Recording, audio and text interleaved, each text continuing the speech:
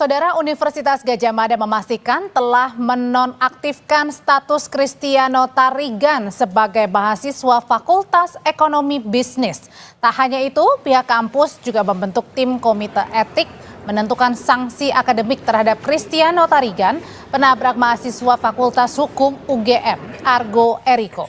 Tim komite etik UGM terdiri dari beberapa unsur, salah satunya adalah pimpinan Fakultas Hukum dan fakultas lainnya di UGM. Jadi pasca penetapan tersangka ya, jadi dari CPT ya, CPT ini inisial yang saya sampaikan.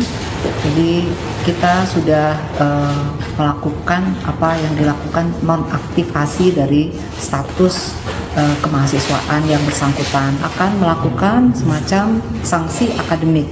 Untuk itu kita telah memproses dengan membentuk tim komite akademik. Kejaksaan Negeri Sleman, Saudara, telah menerima berkas pemeriksaan tersangka Kristiano Tarigan, penabrak mahasiswa UGM pada Selasa 2 Juni. Pihak Kejaksaan Negeri Sleman menyebut masih butuh waktu untuk mempelajari berkas pemeriksaan Kristiano sebelum kasus ini siap naik ke persidangan. Kecelakaan yang menewaskan Argo Eriko Afandi terjadi pada Sabtu dini hari 24 Mei 2025 di Jalan Palagan, Sleman, Yogyakarta. DP terkait laka lantas sudah kita terima di tanggal 28 Mei 2025. Iya. Terus yang langkah selanjutnya yang dilakukan oleh kejaksaan apa? Langkah selanjutnya ini berkas perkara juga sudah dikirim hari ini tanggal 2 Juni 2025. Selanjutnya nanti jaksa akan melakukan penelitian terhadap berkas perkara ini. Saudara, polisi telah menyerahkan berkas pemeriksaan Kristiano Tarigan sebagai tersangka kasus kecelakaan maut yang menewaskan mahasiswa UGM Argo Eriko ke Kejaksaan Negeri Sleman. Sementara polisi juga masih terus menyelidiki kasus penggunaan plat palsu di mobil Kristiano saat kecelakaan terjadi.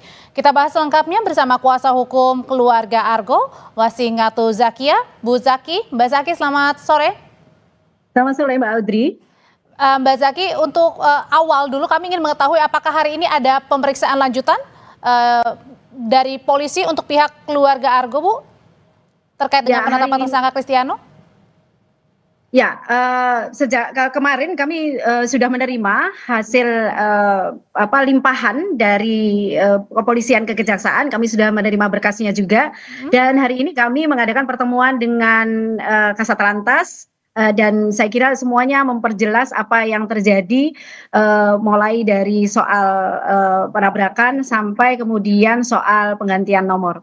Dan kami juga sudah mendapatkan hasil tes urin yang sejak kemarin memang sudah kami minta. Kami bertemu dengan pihak penyidik juga, sehingga kami sudah mengetahui siapa saja kemudian yang menjadi saksi dalam hal ini. Oke, hasil tes urinnya berarti untuk Kristiano ya?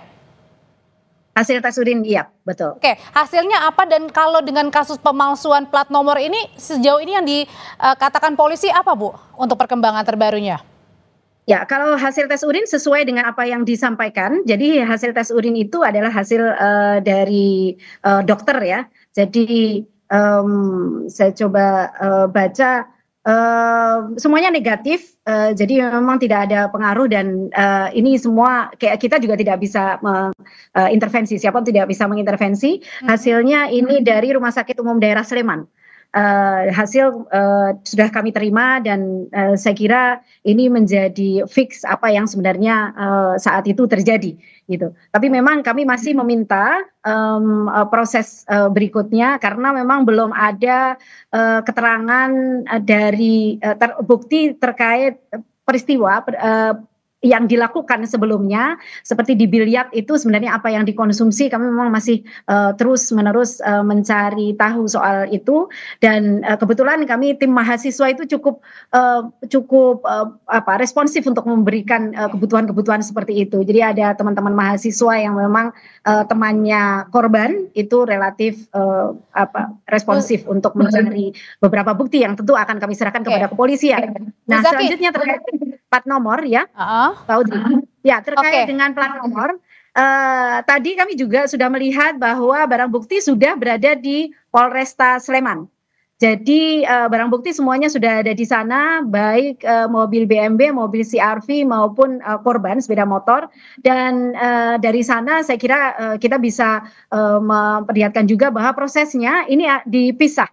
Jadi di split nanti terkait dengan siapa yang kemudian akan menjadi tersangka pemalsuan itu nanti akan Bu Zaki dipisah. Dan Mbak Audrey, nanti kita akan melihat apakah ada kaitan dengan tersangka terkait dengan orang yang memang memalsukan itu. Ya, Mbak Audrey. Ya, kita pisah-pisah dulu ya Bu kasusnya. Dari yang tadi Ibu mengatakan bahwa tadi ingin diteliti lagi meskipun sudah ada hasil tes urinnya, tapi kemudian Ibu dari kuasa hukum juga ingin meneliti lagi sebenarnya pada saat ia bermain biliar misalnya salah satunya ini kemudian mengonsumsi apa. Berarti artinya kalau kemarin pada saat polisi mengatakan bahwa kemungkinan besar karena kelelahan aktivitas yang padat dari pagi sampai dengan sore ini belum cukup membuat lega dari pihak keluarga maupun kuasa hukum terkait dengan alasan Kristiano ini kemudian terlibat kecelakaan yang akhirnya menewaskan korban Argo. Ya, memang sudah ada penjelasan bahwa 16 jam aktivitas tidak berhenti, tetapi kami memerlukan bukti lagi untuk memperkuat bahwa tes urin itu benar adanya, maka apa yang dikonsumsi sebelumnya itu yang kemudian memang diperlukan untuk menambah kekuatan kami untuk percaya dengan tes urin yang ada. Kemudian saya kira ini jadi hal yang penting untuk diproses. Oke.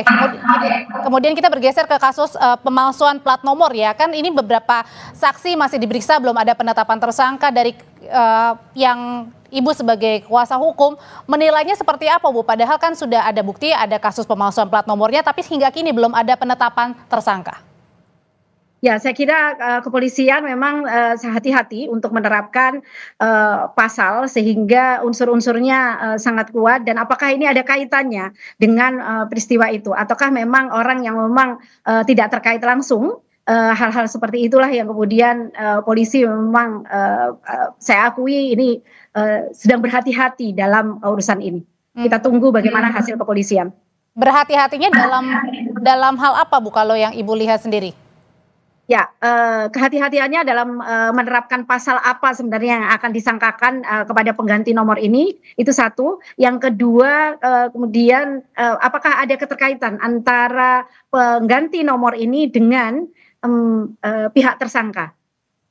Oke, Bu Zaki, ini kan beberapa saksi terkait dengan kasus pemalsuan plat nomor ini sudah dipanggil oleh polisi, tetapi kemudian sudah 2 kali, hari ini juga tidak hadir. Nah, kalau untuk batas pemanggilan sendiri kan besok, kalau misalnya sampai tidak hadir juga saksi-saksi ini ke polisi, apa yang kemudian didorong dari kuasa hukum korban, Bu Zaki? Ya, terkait dengan penggantian plat nomor? Halo? Ya. Halo? Iya, betul. Ya. Kalau terkait dengan penggantian plat nomor, saya kira ini adalah satu peristiwa yang dinamakan obstruction of justice. Jadi upaya-upaya untuk menghalangi proses penyidikan itu seharusnya tidak boleh terjadi, dan saya kira kita akan terus mendorong kepolisian untuk sesegera mungkin menetapkan siapa sebenarnya tersangka dalam proses ini. Karena dari runutannya sendiri, kalau menurut Ibu sebenarnya seharusnya ada penetapan tersangka ya, karena untuk penggantian plat nomor ini terjadi pada saat mobil sudah menjadi barang bukti dan berada di Polres. Ya, berada di Polsek Nagrek lebih tepatnya. Oh iya, di Polsek Nagrek. Ya. Jadi barang bukti sudah berada di kepolisian, berada di bawah kepolisian, dan ini seharusnya tidak terjadi. Tetapi CCTV itu kan bisa membuktikan itu, dan saya kira polisi memang harus segera mungkin. Laporan kepada polisi sudah ada, tinggal kemudian memproses dan membuat penetapan siapa sebenarnya tersangka yang sesungguhnya. Ya, Bu Zaki, terakhir pertanyaan dari saya untuk dari Ibu Argo sendiri, kemarin kan masih syok, kemudian tidak bisa berkata banyak, tapi kemudian meminta kasus ini tetap diproses ya, dilanjutkan ke hukum. Sejauh ini dari pihak keluarga bagaimana melihat penanganan kasus? Ya, untuk dari pihak keluarga tentu memang berharap penanganan kasus berjalan seadil-adilnya sesuai dengan apa yang ada.